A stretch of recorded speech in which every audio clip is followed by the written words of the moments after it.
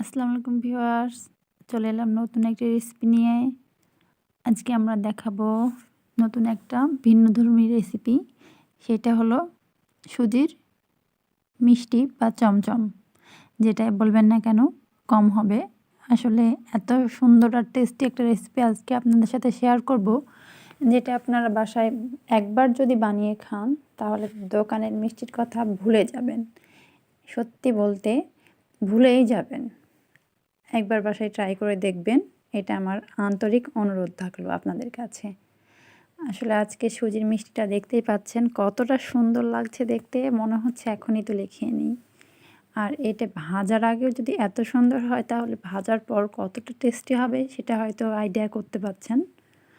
এই যে দেখুন, প্রথমে আমরা সুজিটাকে রান্না করে নিয়েছি, তারপরে তেল আর ডিম দিয়ে ভালোভাবে মিশিয়ে ভালোভাবে ডো তৈরি করে নিয়েছি।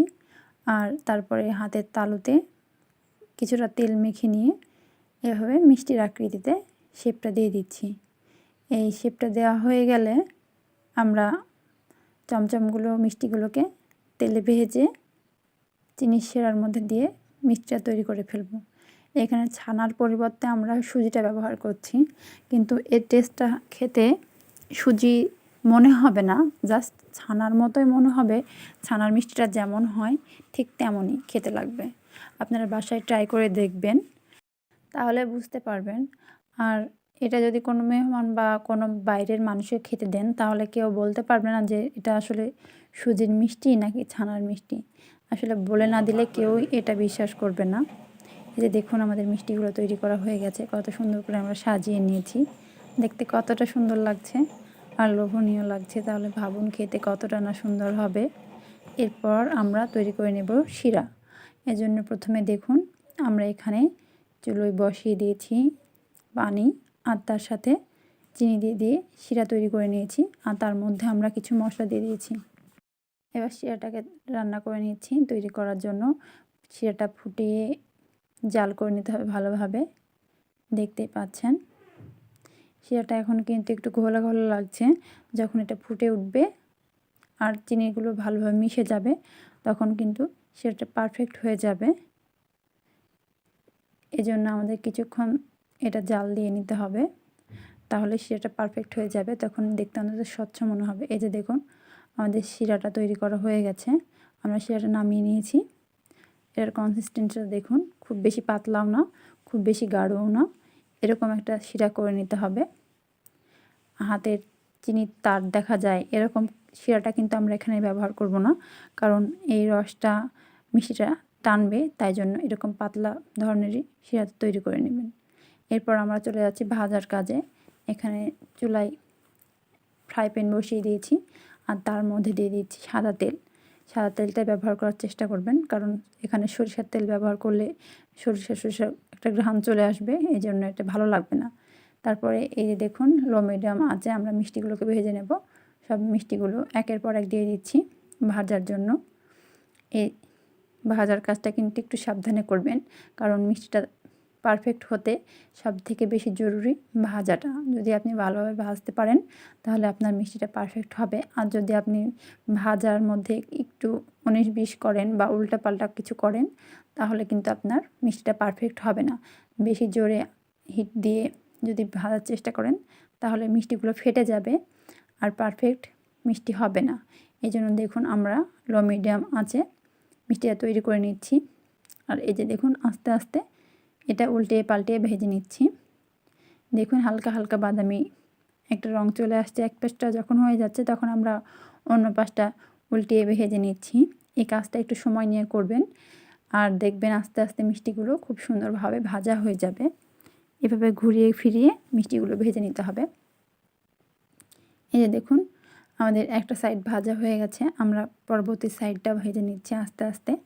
দেখুন, আমাদের হিটটা কিন্তু খুব লো মিডিয়াম আঁচেই আছে, খুব বেশি জোরেও না, খুব বেশি একদমই আস্তে না, লো মিডিয়াম আঁচে মিষ্টিগুলো ভেজে নিতে হবে। একটু সময় নিয়ে কাজটা করবেন। আর একটা টিপস আপনাদেরকে বলে দিই, এইভাবে মিষ্টি তৈরি করলে মাত্র 2 কাপ সুজি দিয়ে আপনারা 1 কেজি পরিমাণ মিষ্টি তৈরি করতে পারবেন। কি বিশেষ হচ্ছে না? কিন্তু এটা সত্যি কথা। মাত্র 2 কাপ সুজি নিয়ে আপনারা 1 কেজি পরিমাণ মিষ্টি বানিয়ে ফেলতে পারবেন। তাহলে একবার ভেবে দেখুন আপনার কত টাকা সেভ হয়ে যাবে। 1 কেজি মিষ্টি আমাদের বাজারে কিনতে গেলে বর্তমান বাজারে কত টাকা দাম পড়ে, আর সেই অনুযায়ী বাসায় তৈরি এত সুন্দর হাইজেনিক একটা মিষ্টি আপনি মাত্র 2 কাপ সুজি দিয়ে বানিয়ে ফেলতে পারবেন। সেটা আমাদের ভিডিওটি দেখেই বুঝতে পারবেন। সম্পূর্ণ ভিডিওটি না টেনে দেখতে থাকুন কীভাবে আপনি মাত্র 2 কাপ সুজি দিয়ে 1 কেজি পরিমাণ মিষ্টি বানিয়ে নেবেন। এই যে দেখুন কথায় কথায় আমাদের ভাজা কিন্তু প্রায় মিডিয়ামভাবে চলে এসেছে। আমাদের মিষ্টিগুলো উল্টিয়ে পাল্টিয়ে চারিদিক থেকেই কিন্তু গোল্ডেন গোল্ডেন একটা ভাব চলে আসছে। আমরা কিন্তু এটা খুব সময় নিয়ে ভাজছি, আপনারা দেখতেই পাচ্ছেন। এটা কিন্তু খুব ধৈর্য সহকারে করতে হবে, কারণ খুব বেশি জোরে আঁচে ভাজতে গেলে কিন্তু মিষ্টিগুলো পুড়ে যাবে। অপরটা পুড়ে গেলেও ভেতরটা কিন্তু ভালোভাবে ভাজা হবে না। কাঁচা কাঁচা থেকে গেলে কিন্তু মিষ্টিটা শক্ত হবে, ভেতরটা গুঠি গুঠি আকার ধারণ করবে। এজন্য একটু সময় নিয়ে ভাজবেন। দেখুন মিষ্টিগুলো ফুলে কত বড় হয়ে গেছে। আমরা কিন্তু ভাজতে ভাজতে এটা ব্রাউন ব্রাউন কালার চলে এসেছে। আমরা আরও কিছুক্ষণ সময় এটা ভেজে নেব, তাহলে একদম সুন্দর ডিপ একটা কালার চলে আসবে, যেটা পারফেক্ট চমচমের কালারটা চলে আসে। আপনারা চেষ্টা করবেন একটু ব্রাউন বেশি করে ভেজে নেওয়ার, কারণ যখন সেটাই দেওয়া হয় তখন কিন্তু কালারটা একটু বসে যায়, মানে একটু হালকা হয়ে যায়। এজন্য একটু বেশি ব্রাউন ব্রাউন করে ভেজে নেওয়ার চেষ্টা করবেন। আমরাও সেটাই করছি, একটু বেশি ব্রাউন করে ভেজে নেব, তাহলে পরবর্তী সময়ে আমাদের কালারটা পারফেক্ট থাকবে। তাই বলে ব্রাউন করতে গিয়ে আবার বেশি কালো করে ফেলবেন না, তাহলে কিন্তু এটা কালো জাম হয়ে যাবে। তখন আর কিন্তু এটা চমচম থাকবে না বা সুজির মিষ্টি থাকবে না, তখন কালো জাম হয়ে যাবে। তাই জন্য চেষ্টা করবেন পারফেক্টলি এটা ভেজে নেওয়ার। আমরা ঠিক যেভাবে দেখিয়ে দিচ্ছি সেভাবে চেষ্টা করবেন বাসায়। আর বাসায় চেষ্টা করার পর অবশ্যই আমাদেরকে কমেন্ট বক্সে কমেন্ট করে জানাবেন আপনাদের মিষ্টিগুলো পারফেক্ট হয়েছে কি না। কোনো সমস্যা হলেও আমাদেরকে জানাতে পারেন কমেন্ট করে। এই যে দেখুন আমাদের মিষ্টিগুলো কিন্তু ভাজা হয়ে গেছে, একদম পারফেক্টলি ভাজা হয়ে গেছে বললেই চলে। একদম ব্রাউন ব্রাউন কালারটা চলে এসেছে। আমরা এখন এই মিষ্টিগুলোকে আরও 2-1 মিনিটের জন্য ভেজে নিয়ে তারপরে তুলে গরম চিনির শিরার মধ্যে দিয়ে দেবো। যে দেখুন আমাদের মিষ্টিগুলো কিন্তু ভাজা প্রায় শেষ। আমরা এখন এটাকে তুলে নেব। ভালোভাবে ছেঁকে তুলে নেবেন, কারণ তেল থাকলে কিন্তু চিনির শিরার মধ্যে তেলটা ভেসে যায়, তখন খেতে ভালো লাগে না। একটা ঝাঁঝালো ভাব চলে আসে মিষ্টির মধ্যে, মানে চিনির শিরার ঝোলটার মধ্যে, যেটাকে মিষ্টির ঝোল আমরা বলে থাকি। এই যে দেখুন আমরা খুব ভালোভাবে নাড়াচাড়া করে মিষ্টিগুলো তুলে নিচ্ছি। এই যে দেখুন তার মধ্যে আমরা মিষ্টিগুলো দিয়ে দিচ্ছি। এখানে কিন্তু চুলার ওপরে আমরা চিনির শিরাটা বসিয়ে রেখেছি।